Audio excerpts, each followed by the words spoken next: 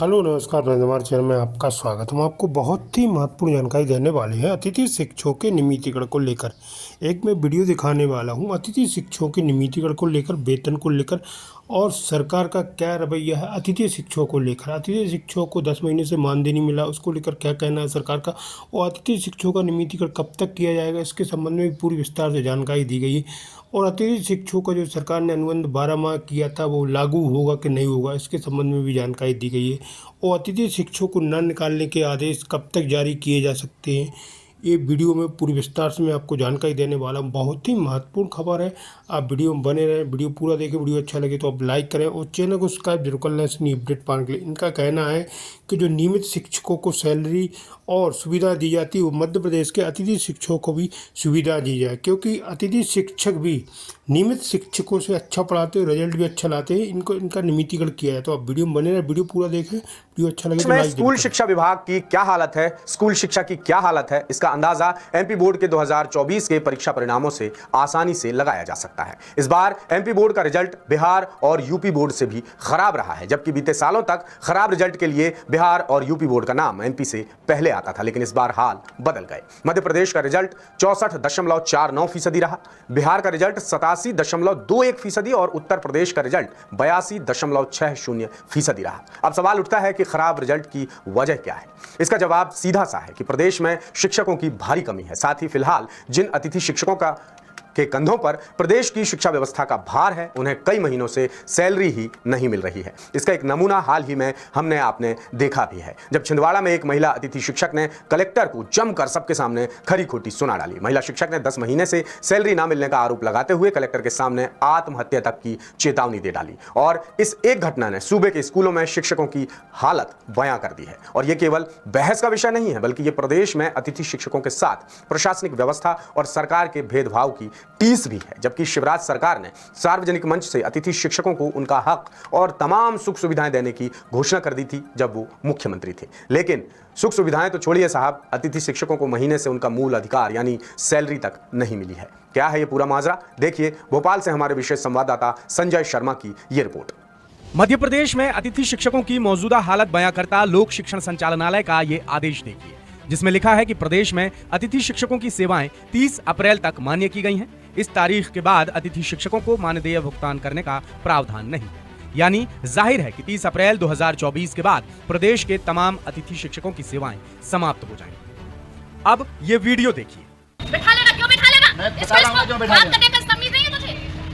इसको पहले तमीज से बात करना सीखो। रहने दो, पेमेंट नहीं मिली 10 महीने से। अगर मैं ये सुसाइड कर लूं ना, तुम्हारे नाम से लिख दूंगी।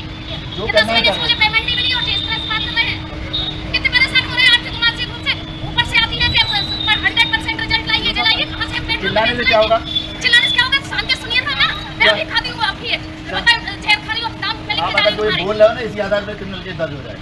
क्या डालोगे क्रिमिनल केस? ये की मैं ऐसा आपने लिख के धमकी दे जाऊंगी कि रहा बिल्कुल सबको फंसा दूंगी कि तुम आप लोग लिखो जो कितना लिखना है। भ्रष्टा जो लिखना है। हो रहा है नीचे से लेकर ऊपर तक। ठीक है, जाओ यार।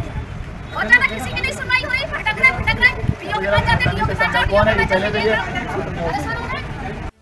ये वीडियो छिंदवाड़ा कलेक्टोरेट का है। टाइमलाइन की मीटिंग खत्म कर कलेक्टर शीलेंद्र सिंह बाहर निकल रहे थे, तभी जुन्नारदेव मॉडल स्कूल में पदस्थ अतिथि शिक्षक ममता परसाई ने उन्हें रोककर आवेदन देकर अपनी समस्या बतानी चाहिए, मगर कलेक्टर साहब इतनी जल्दी में थे कि उन्होंने परेशानी से घिरी महिला शिक्षक के आवेदन पर नजर डालना तक मुनासिब नहीं समझा। इससे आहत गेस्ट टीचर के सब्र का बांध टूट गया और वो कलेक्टर पर भड़क उठी। महिला शिक्षक का कहना था कि उन्हें 10 महीने से सैलरी नहीं मिली और साथ ही उन्होंने कलेक्टर के सामने ही आत्महत्या करने की बात कही। वैसे सिर्फ ममता ही नहीं, बल्कि ममता जैसे कई अतिथि शिक्षक हैं जो लंबे समय से सैलरी नहीं मिलने से बेहद परेशान हैं और ना तो सरकार ना ही स्थानीय प्रशासन कोई भी उनकी समस्या नहीं सुन रहा है। जबकि पूर्व मुख्यमंत्री शिवराज सिंह चौहान ने सार्वजनिक मंच से चिल्ला कर अतिथि शिक्षकों के लिए बड़ी बड़ी घोषणाएं की थी। मैं अपनी ड्यूटी मानता हूं कि जिन लोगों ने जी जान से अपने सामर्थ्य और अपने क्षमता के अनुरूप बच्चों को विद्या का दान दिया, उनकी जिंदगी भी कुछ बेहतर की जाए। अनिश्चितता के भंवर में वो लगातार लटके ना रहें। और इसलिए अभी अलग अलग पीरियड के अनुसार आपको मानदेय देने की व्यवस्था है। अब ये पीरियड के हिसाब से नहीं होगी, अब महीने के हिसाब से मानदेय की व्यवस्था होगी और मानदेय भी जो हम तय कर रहे हैं, वर्तमान जो होता है अतिथि शिक्षक वर्ग 1 9,000, इसके स्थान पे 18,000 रुपया दिया जाएगा।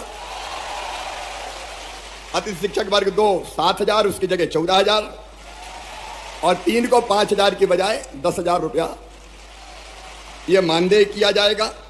इसके मद्देनजर एक कहावत याद आती है, एक तो करेला दूजे नीम चढ़ा। यानी एक तो प्रदेश के स्कूलों में शिक्षकों की भारी कमी है और जिन अतिथि शिक्षकों के कांधों पर फिलहाल शिक्षा व्यवस्था का पूरा भार है, उन्हें भी महीनों से मानदेय नहीं मिल रहा है और उनका तिरस्कार हो रहा है सो अलग। जबकि ये अतिथि शिक्षक कक्षाओं में पढ़ाने के अलावा और भी कई तरह के सरकारी काम कर रहे हैं। इनका आरोप है कि कई तरह के सरकारी काम कराने के बावजूद सरकार इनके साथ भेदभाव कर रही है। आज आप देख रहे होंगे कि प्रदेश में अतिथि शिक्षक, अतिथि विद्वान और अन्य कर्मचारी दर दर की ठोकरें खा रहे हैं। जिस व्यवस्था अतिथि विद्वान व्यवस्था में मैं काम कर रहा हूं, ये 27 वर्षों से व्यवस्था चली आ रही है। पिछले 15 से 20 साल से स्कूलों में अतिथि शिक्षक व्यवस्था चली आ रही है। एक घोर अमानवीय व्यवस्था है। इस व्यवस्था को सरकार को तत्काल बंद करना चाहिए। इसकी जगह परमानेंट नौकरी लाना चाहिए। और ऐसी व्यवस्था कब तक चलेगी जिसमें ना तो सम्मान है, ना वेतन है, ना सुविधाएं हैं और ना कुछ है। यानी 3-4 महीने तक सैलरी ना मिलना तो आम बात है और कभी कभी सैलरी 8 से 10 महीने तक भी अटकी रहती है। फिर स्थायी शिक्षकों से आधे से भी कम वेतन पर उनसे ज्यादा काम करने वाले गेस्ट टीचर्स को कभी भी हटा दिया जाता है। आंकड़े देखें तो प्रदेश में शिक्षा विभाग के तहत 72,000 और ट्राइबल डिपार्टमेंट के तहत 25,000 से ज्यादा गेस्ट टीचर काम कर रहे हैं। लेकिन जब बात उनके अधिकारों और मुश्किलों की सुनवाई की आती है तो सरकार और प्रशासन सौतेला रवैया अपनाने लगते हैं। इसी वजह से अब गेस्ट टीचर्स में सरकार की व्यवस्था और अधिकारियों की मनमानी को लेकर गुस्सा बढ़ने लगा है, जिसका उदाहरण हमने छिंदवाड़ा के जुन्नारदेव मॉडल स्कूल की गेस्ट टीचर ममता और कलेक्टर के बहस के रूप में देख भी लिया। ये बात सुनने में भले ही सामान्य लगे कि 10 महीने से किसी को सैलरी नहीं मिली, लेकिन एक बार उस व्यक्ति की जगह खड़े होकर महसूस कीजिए जो ये सब झेल रहा है। क्योंकि एक तो अतिथि शिक्षकों की सैलरी स्थायी शिक्षकों की तुलना में आधी है और ऊपर से उनसे काम भी डबल लिया जा रहा है। ऐसे में 10 महीने तक सैलरी ना मिलना ये तो हद है। और परेशान अतिथि शिक्षकों का आरोप भी यही है कि सरकार उनकी सुनवाई नहीं कर रही। अब छिंदवाड़ा में जो हुआ वो प्रदेश के किसी भी जिले में हो सकता है। कलेक्टर पर नाराज हो रही इस गेस्ट टीचर ने क्या कुछ नहीं झेला होगा, तब जाकर उसके सब्र का बांध टूट गया और वो कलेक्टर से ही भिड़ गई। महिला शिक्षक कलेक्टर से बार बार कह रही है कि 10 महीने से वेतन नहीं मिला, हम कैसे परिवार चला रहे हैं ये हम ही जानते हैं। जब डीईओ के पास जाओ तो वो कलेक्टर के पास भेज देते हैं और कलेक्टर के पास जाओ तो साहब के पास बात सुनने तक का टाइम नहीं होता। और विडंबना देखिए कि कलेक्टर साहब ने इस मामले में जरा भी संवेदनशीलता नहीं दिखाई। उन्होंने ममता और उनके साथ कलेक्टोरेट पहुंचे गेस्ट टीचर्स को तत्काल हटाने का आदेश दे दिया और ऐसा ना करने पर डीईओ पर भी कार्रवाई करने की चेतावनी दी। यहाँ इस बात का जिक्र करना भी जरूरी है कि प्रदेश के स्कूलों में आधे भी स्थायी शिक्षक पदस्थ नहीं है, जिस वजह से पूरे प्रदेश की शिक्षा व्यवस्था गेस्ट टीचर्स पर ही निर्भर है और बदले में इन गेस्ट टीचर्स को वक्त पर सैलरी तक नहीं मिलता है तो सिर्फ भेदभाव, तिरस्कार और परेशानी। इस पर भी सरकार लगातार इनकी नियुक्तियों के पैमाने बदलती रहती है। कभी भी उन्हें हटाने के आदेश जारी कर दिए जाते हैं और कभी भी यहां से वहां ड्यूटी लगा दी जाती है। फिलहाल प्रदेश में शिक्षा विभाग, उच्च शिक्षा विभाग और ट्राइबल डिपार्टमेंट से जुड़े स्कूलों और कॉलेजेस में गेस्ट टीचर्स की संख्या 1 लाख तक और इतनी बड़ी संख्या होने के बावजूद सरकार ने इन्हें नियमित वेतन देने और इनकी समस्याओं के समाधान के लिए कोई पुख्ता सिस्टम नहीं बनाया है।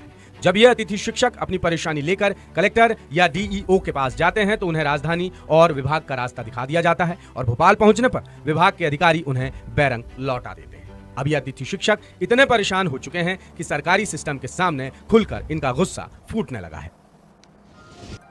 और अब शायद लगता है छिंदवाड़ा जैसे मामले मध्य प्रदेश में सामने आए तो चौंकिएगा मत, क्योंकि जो हाल इस समय अतिथि शिक्षकों का हो चुका है, आपने अभी देखा हमारी रिपोर्ट में कि अतिथि शिक्षक किस तरह परेशान हो चुके हैं। बात 1 महीने 2 महीने की सैलरी की हो तो चल भी जाए, लेकिन 10 महीने से सैलरी ना मिलना बड़ी बात है। यानी मध्य प्रदेश में जिनके कांधों पर है पूरी शिक्षा का भार, सरकार उन्हीं का कर रही तिरस्कार।